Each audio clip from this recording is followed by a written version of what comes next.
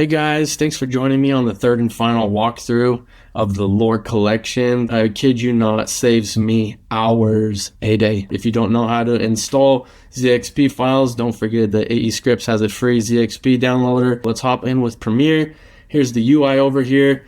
First things first, connect your library. So that was our first gripe with a lot of audio plugins, is finding your library. It's annoying. You can move your library at any point. If you want to put it on an external hard drive, that's fine. So I'm going to actually load in so you guys can see what it does when it first loads it in. Us editors are really unorganized in our sound effects. Everywhere else we seem to be really organized. And I'm sure there are some of you that are extremely organized with your sound effects. And if so, that's going to make this process even easier. But if you're not and you're like me, let me show you how many files I have in my normal audio editing. So if you come over here and you go to music, sound effects, it's just a mess. And then within there, there's folders on folders on folders.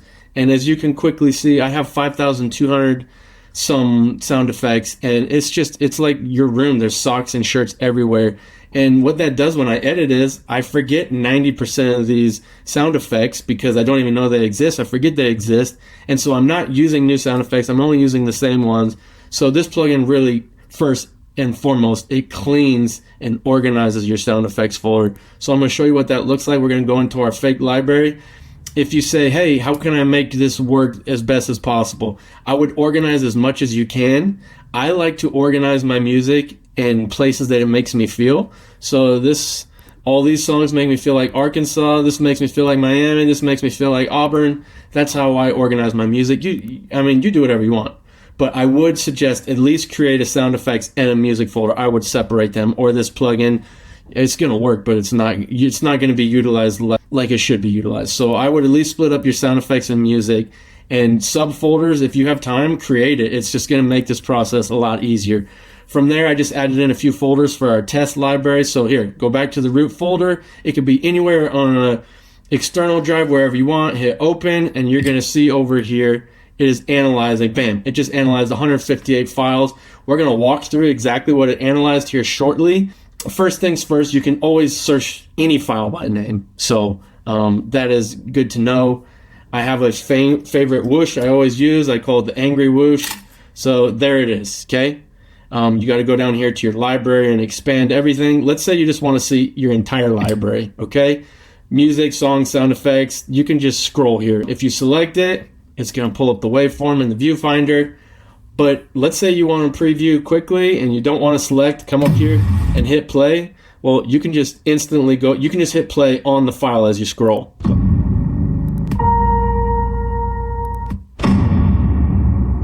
So that allows you to quickly come in and preview files. We wanted that extremely fast. And look at how it got rid of all the numbers. My sound effects had numbers, 4 risers, 8 camera effects. We've cleaned it up. There's no numbers. It's beautiful.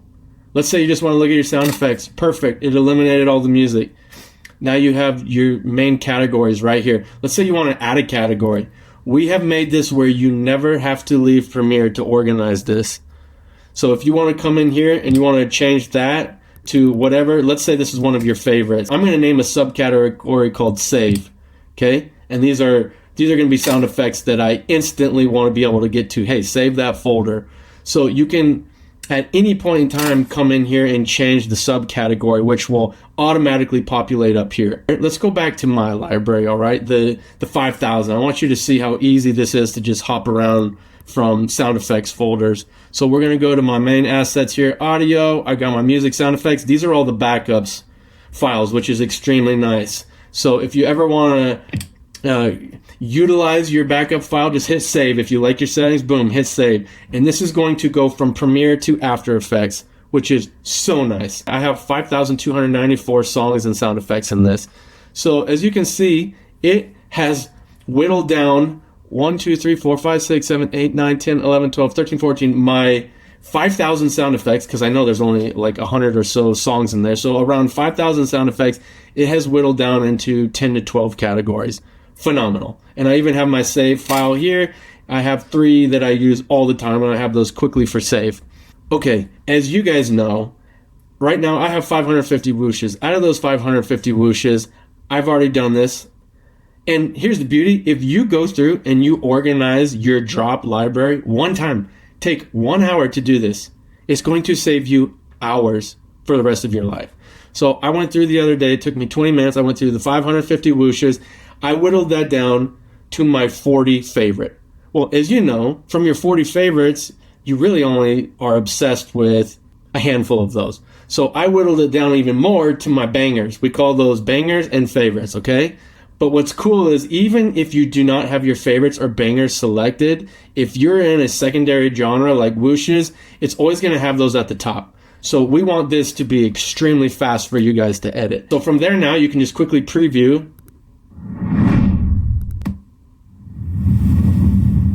So these are all my favorite whooshes that I use all the time.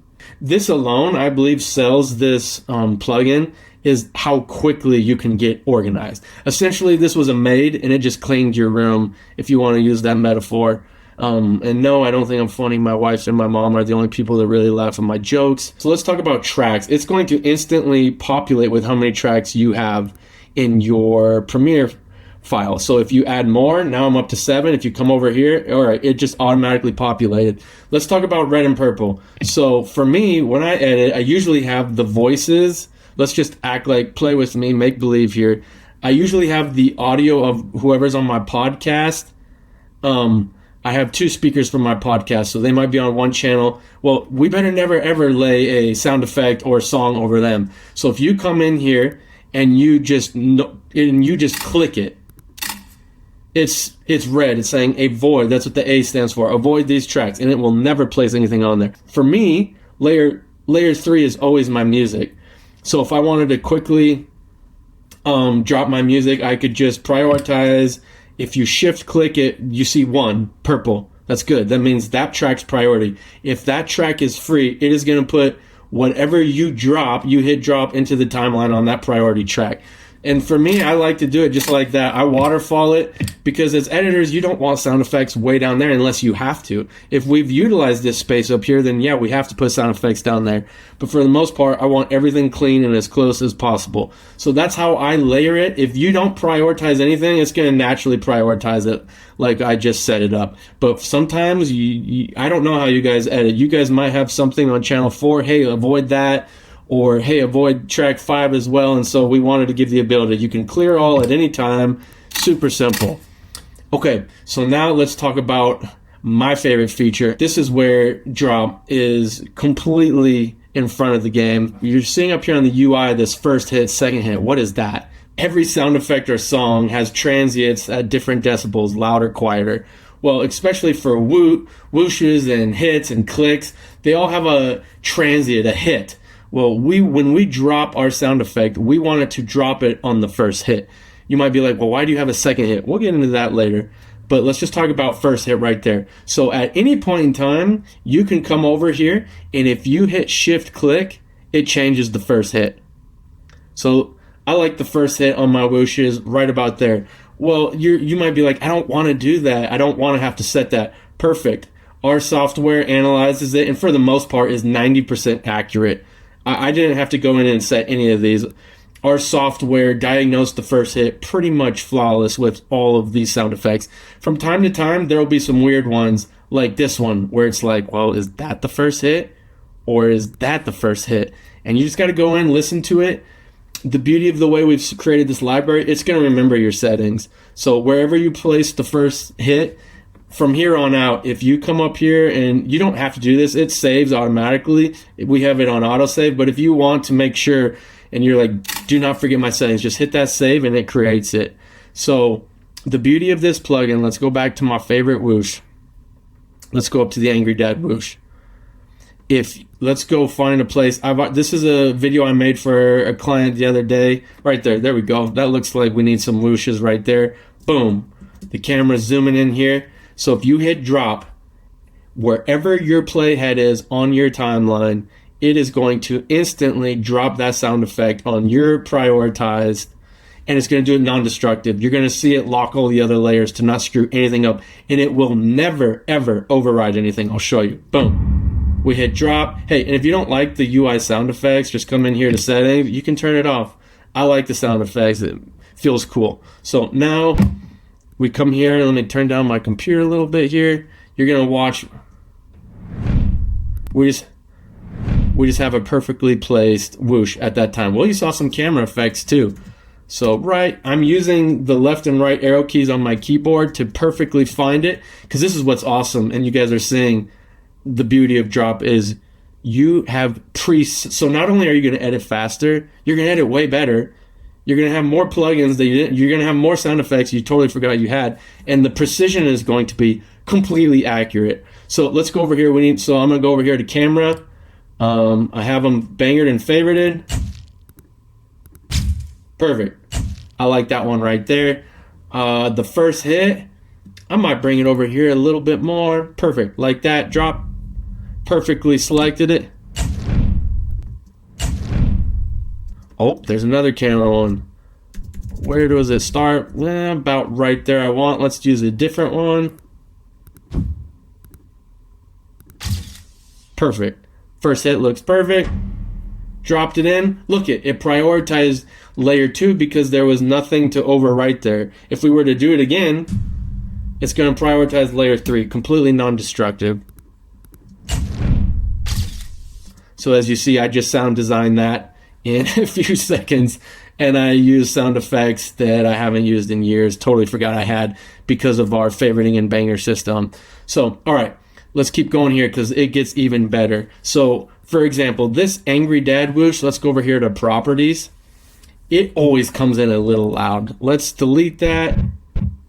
And what I really like too is it adds markers here on your timeline. So if you're like, yeah, I don't like that, come back over here to whooshes, go to my favorite Angry Dad. It comes in too loud. Sure, could you go just select the audio and turn it down? For sure. But if you know that a certain sound effect always comes in loud, just drop the volume a little bit, hit drop. You went to the first track priority, perfection. It dropped at -6 decibels. That's actually perfect. Way better for volume. What's cool is you come down here, watch it go back to its normal normal priority of 0 decibels, not adding or taking away. If you go back up, it remembers it. So you're starting to see how much time this can save if you're constantly turning down audio files because you know it. And it goes both ways. So over here in my clicks, let's add, the new thing today is when texts come in, everyone's adding these clicks. Let's go walk through that. I'm going to use the left and right key to be completely accurate. Boom, I want it right when you see something. I'm going to come over here to clicks. I'm going to preview it. Here's another cool feature. Might as well talk about it now. Look at this wave audio file for this sound effects. It has 3 seconds of dead space. Well, and you heard the click hardly at all. So I raised the volume. It remembered that. And I in and out pointed it on my waveform. Hey, all you got to do is just select the playhead in it, move the playhead, hit out. It remembers it. So as you saw, I didn't have to do that. It remembers it. So I come over here, right where I see the word, hit drop. What's cool is you can just keep your mouse right over here and then just use right left on your keyboard. You're still selected your plugin. Oh, I missed it. So there's one word. Oh, another one came in. We're going to drop a sound effect. Come over here. Oh, right when it appears, boom, done.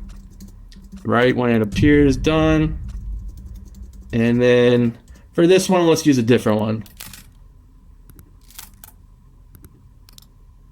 Perfect. Drop. Now let's listen to it.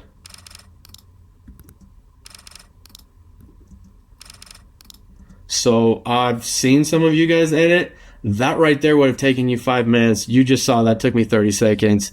And I use sound effects, like I said, that normally is lost and I totally even forget about. So I got my UI, I have that as a category, UI and click, so you can instantly get to that. That's also another good use case. You see the in and out. Sometimes, you know, especially when you download off YouTube, if you get sound effects off there, it has like spaced out sound effects every 3 seconds. So you can still use those. Just if you're like, oh, I like that one, well then just come over here and reset the in and out point to show for that. You guys have now seen in a few seconds how this is going to organize. You can search for your file at any time. It has condensed into secondary genres, and you can create or take away at any time those genres. You can avoid tracks. You can set in and out points. Let's talk about second hit now. Let's go talk about music. I'm gonna move these down because I like to have my music on the first track. And we're gonna talk about why you would ever use first hit, second hit. So for this video, and I've just muted the audio so you guys can see this workflow. I don't want the audio to really go in till right there at that hit. Let's add a whoosh real quick. You can see how easy it is. Let's do a fire whoosh. Oh yeah, that's fire, but it's a little quiet. Let's turn it up a little bit. Hit drop. Perfect. Dropped it in perfection. I don't want it on there. So this is exactly where I want the music second hit. So let's go over here to music. So we're gonna go to College Station here. Come over here. I'm just gonna look for something that I call dope. Okay, perfect, dope. Oh, baby.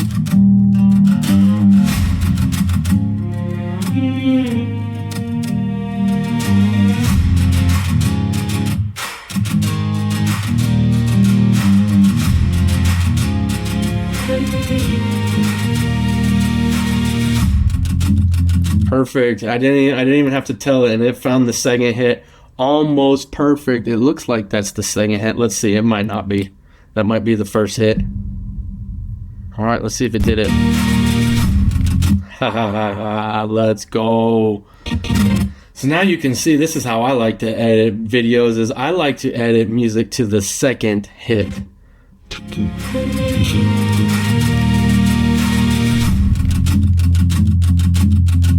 So there you go. That's why you would utilize first hit, second hit. Let's say you don't want first hit, second hit.